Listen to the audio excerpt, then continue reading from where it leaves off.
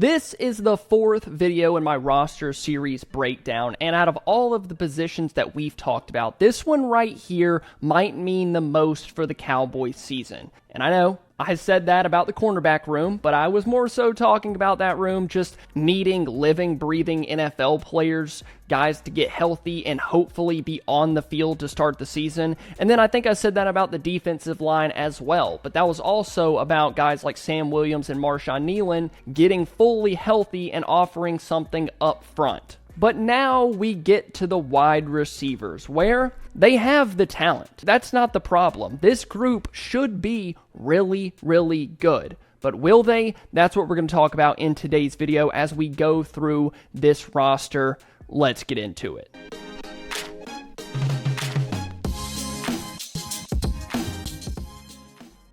So I want to start at the top of the depth chart, and we're going to make our way down. And the way I kind of look at this wide receiver room is in sections or tiers. Tier 1, Tier 2, Tier 3. Because I think each of these tiers kind of have their own camp battles or jobs, what they're going to be asked to do during the season. I don't really look at this like a 1, 2, 3, and so on type position group. Because honestly, when you get past wide receiver 2, it gets really interesting, and it's anybody's guess on what Dallas is planning to do. And I'm sure you guys have heard plenty about the first two wide receivers on this list, so we're not going to talk too much about wide receiver 1, Ceedee Lamb, and wide receiver 1B, George Pickens. But let's start with Lamb, who doesn't really need much of an introduction or evaluation as a piece in this offense, because he's a lot more than a piece. He is going to be the guy. He obviously got that massive contract last offseason. He is the wide receiver 1.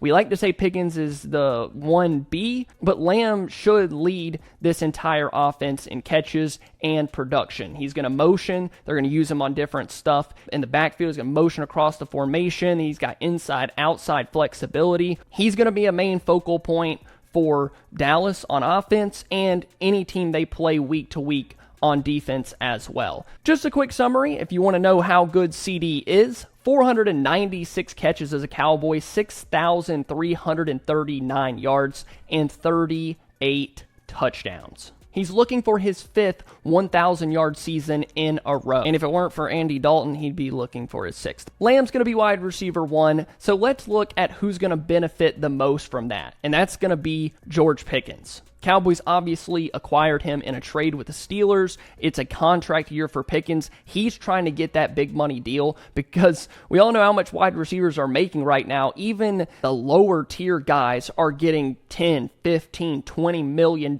per year. And in Dallas, there's probably not a better place to do it because he's not going to be asked to be the main focal point like he was in Pittsburgh, playing with quarterbacks that were not even close to being top 10 at the position. Here, he's in a much more favorable spot, getting to play next to an all-pro, getting to play with an all-pro quarterback in Dak Prescott. He's going to be asked to be that deep threat. Why the Cowboys traded for Brandon Cooks a couple of years ago. Never really panned out that way with Cooks, but Pickens offers more so over-the-top, go up and get it, beat you at the rim type player.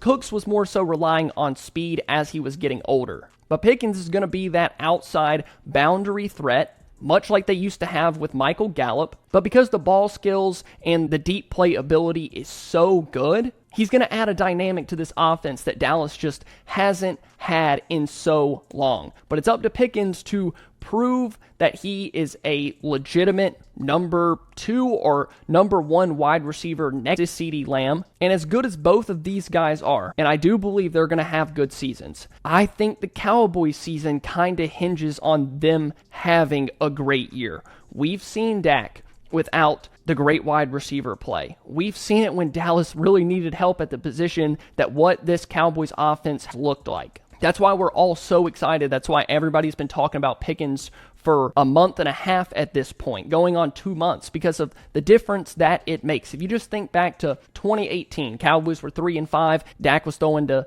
Allen Hurns and Deontay Thompson, and they traded for Amari Cooper. Completely turned the season around. Dallas won a playoff game. Dak played much better down the stretch with Amari Cooper and over the past couple of years. Then you think back to 2024 when Dallas didn't have the wide receiver firepower. Look what happened there. Dallas could barely move the ball. The defense was giving up a ton of plays. The Cowboys offense could not consistently stay on the field. So that's why I'm so excited. You have a bona fide wide receiver 1 in Lamb, and you have Pickens with all of the upside in the world on the opposite side of him. It just makes me so excited about this wide receiver room. So that concludes our first tier. Now we're getting into tier 2. Really quick, guys, before we continue, I wanted to tell you that I just posted my first video on Patreon. The first of many this coming training camp, the regular season, the postseason, all of it. We're just getting started over there. And if you're a YouTube member right now, and you've been a YouTube member over the past however long, go check out the community tab on my channel. I decided to switch over to Patreon, so all of you are going to get a free year over there. Tons of cool perks, film breakdowns, player breakdowns, a little more unfiltered version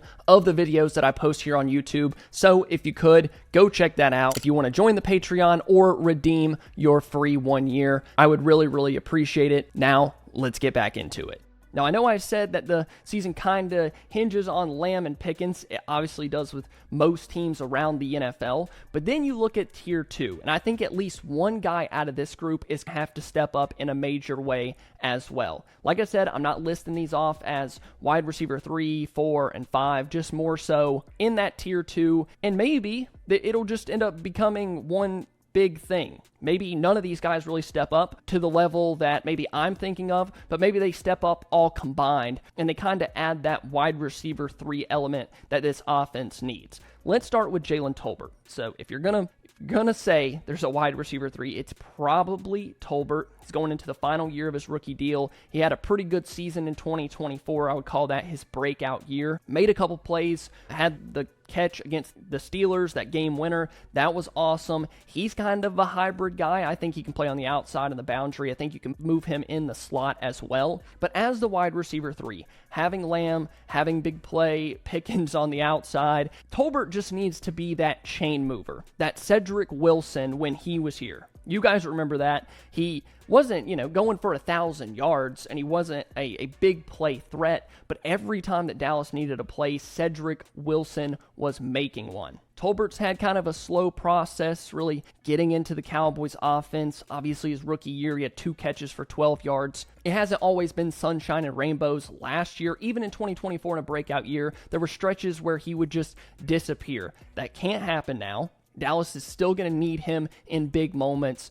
I'm cautiously optimistic about Tolbert being the wide receiver 3 with 2 really good receivers on the outside in Lamb and Pickens. And then let's talk about Turpin, somebody I just made a video on. If you want to see that video, make sure you go check that out on my channel. But the Cowboys signed him this past offseason to really be the kick returner and the punt returner. But as we've seen news kind of file out of Dallas from OTAs and minicamp, they've been using Turp in a variety of different ways. Obviously, he's going to be that jet motion slot guy, undersized, maybe the occasional gadget plays here and there, and then obviously make his mark on special teams. Now, if you want to talk about how I would implement Turpin into the Cowboys offense, like I said, go check that video out. But I would really love for him to carve out his own little niche in this offense. Maybe Brian Schottenheimer has a really good idea for him, more so as a decoy, but also a guy that can make plays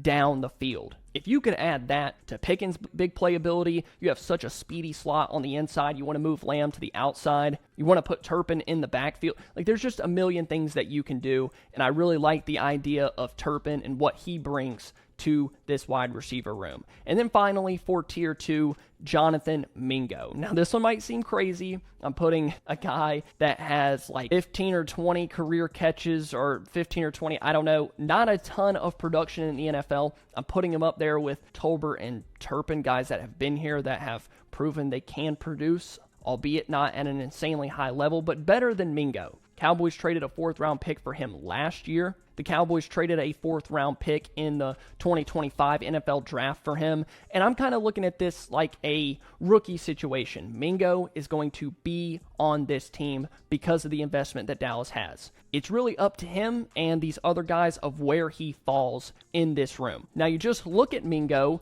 and his role on the team. He's a big-bodied guy, contested catches, run after the catch ability.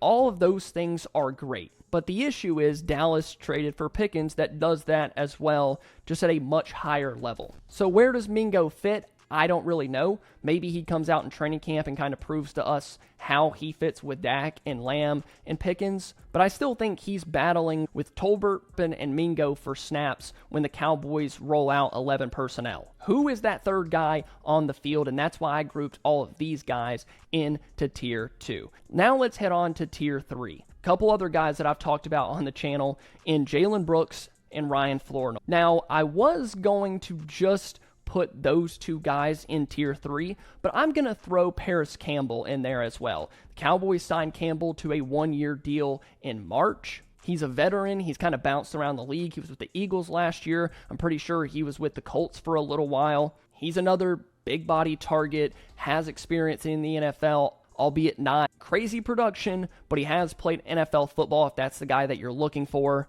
He's got that speed element that Turpin does. He's probably one of the faster wide receivers on this team, but I think he's kind of at a disadvantage based on what Dallas has so far in the room. But if there is a chance for him to make this team, he is going to be battling with Jalen Brooks and Ryan Flournoy, two guys that I have pitted against each other since the beginning of the offseason. Brooks is in his third year as a Cowboy, a 7th-round pick a couple of years ago. He always shows up in camp. He's another big physical boundary wide receiver and someone that has special teams ability. He's going to need another really good training camp if he wants to make this team. Because you look at Ryan Flournoy, a 6th-round pick in 2024. The Cowboys technically have more invested in Flournoy, another big body, boundary wide receiver that can outmuscle guys, go above the rim, make plays, block on the outside. I really like Flournoy. But those are three guys that are log jammed at wide receiver 6 if Dallas is set on keeping 6 wide receivers. If you want to see me talk more about Brooks and Flournoy and their fit in the Cowboys offense, why that position battle is so intriguing to me, go check out the video on your screen right now, but go check it out after this one. And then finally, let's go to Tier 4, where we just kind of get into the depth and camp bodies of this, and people are going to be mad because I haven't mentioned Traeshon Holden yet, but I promise it's coming. First, let's look at Kelvin Harmon. He declared back in 2019 for the NFL draft. He was drafted by the Washington Commanders in the 6th round with the 206th overall pick. He did play for the Commanders for a little bit, but ultimately got kind of pushed out of the NFL, couldn't stick with a team, and then ended up in the USFL with the DC Defenders before signing with the Cowboys on July 27th, 2020. He has kind of stuck around the building. The Cowboys signed him to a reserve and future contract to start this year, so he is on the roster. He's going to get a chance to go out there and compete this preseason and in Oxnard for training camp. An interesting name, but once again, just kind of a body, a training camp piece. If he were to make this team, I would be really surprised based on the guys that we've talked about so far. Then you have Jalen Moreno Cropper, someone I really liked coming out of Fresno State. It's just been tough for him because Dallas already kind of has that speedy, smaller slot wide receiver, and that's what Cropper fills. That's the position that he plays. And it doesn't help his case that the Cowboys just signed Turpin to the largest special teams contract in NFL history. Obviously, it doesn't come close in comparison to what, the top wide receivers make, but they still gave him that money. And if Dallas is willing to pay a guy, they're not letting an undrafted free agent beat him out. So as much as I like Cropper, I really don't think it matters how good of a preseason or training camp he has. I just don't see where he fits on this team. Now, let's talk about everybody's favorite player in Traeshon Holden. Went to Alabama back in 2020, played for them for 3 seasons before transferring to Oregon. He finished his college career with 111 catches for 1,484 yards and 16 touchdowns. Now, he was the kind of undrafted free agent crush that everybody had before the Cowboys traded for Pickens. People were like, oh, well, Holden, he can change how this offense is. He can help. And I just think that's a really tall task, especially for an undrafted free agent rookie. Now, I'm not saying there's no chance that he makes this roster. I think there is a chance. But I think it's more likely that we get into camp, see what he's got, see if he stands out. He was good at Oregon, but he wasn't in Stewart or even Tez Johnson. He fits the Cowboys mold of what they like at wide receiver.